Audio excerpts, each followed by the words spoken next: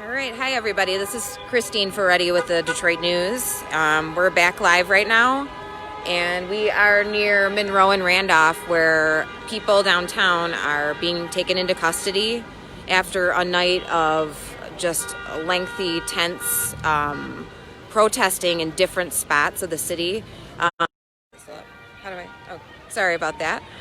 So we have a bunch of officers here. We did hear some noises recently that sounded like, maybe they are still deploying some tear gas to control the crowds. We have more people arriving, more cops. There's a lot of them, and it sounds like it's getting a little bit tense at the end of the street up here. And they recently were telling us that we need to back up as well. So we don't know much else right now. What we do know is that we've heard from the police chief tonight that they've made over 40 arrests, and they also have had one confirmed shooting that took place a little bit earlier near the Millender Center.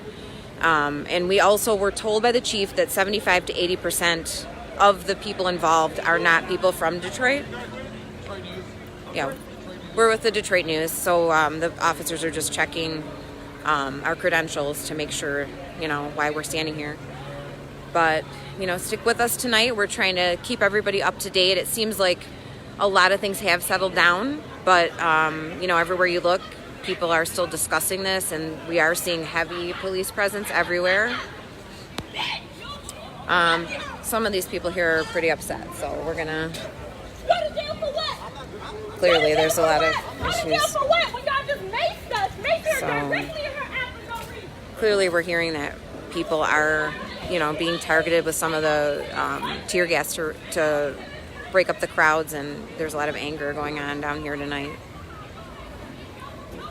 So here's the van where they've been loading in some people that they've detained.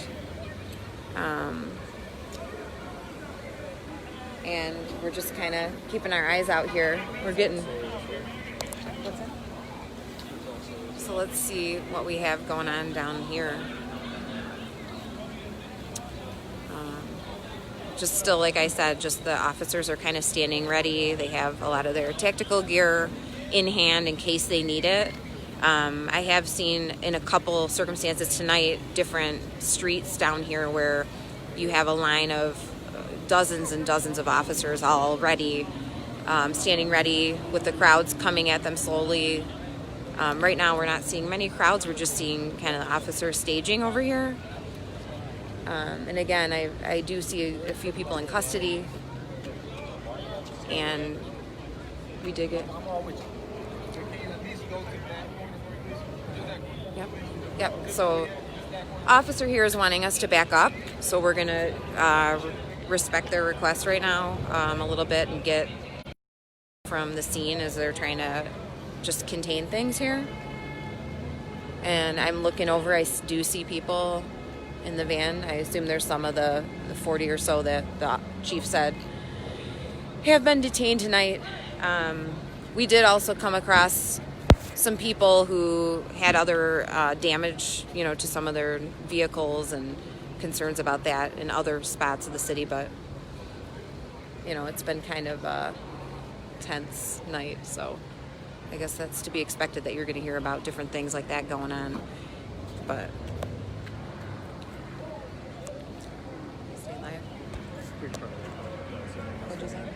all right, so here, let's get a little bit of what's happening here on the street. We do see, some people standing and talking with the officers. It doesn't look, particularly combative. You see people kind of laughing, so I don't know if,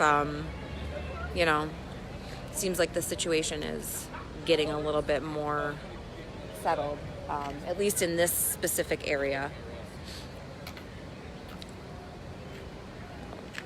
But we do know, I can reiterate that the whole day of protesting began around 4 o'clock, and it started outside police headquarters. I was there, and it was primarily pretty peaceful. Everybody was keeping a decent distance, and they did have their PPE on, to protect due to this coronavirus that we're dealing with right now.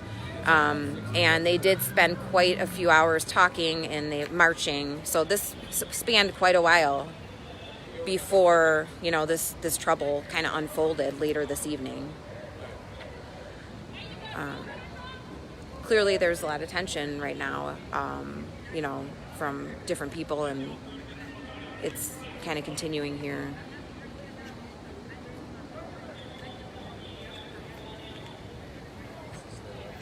Okay. Yeah, we're hoping that we're going to start to see a little bit more dispersed here. Looks like it's kind of settling down a bit, and they've loaded up.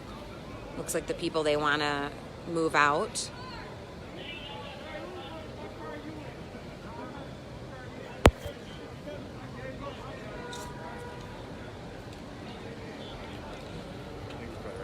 Okay, so thank you guys for sticking with us tonight, and we're going to keep up our coverage. Everything that we learn, we will, you know, update our stories tonight, and I'm sure we'll be following up more in the morning, staying in touch with the police department and otherwise to see what's unfolding as this goes forward. So thanks for sticking with us.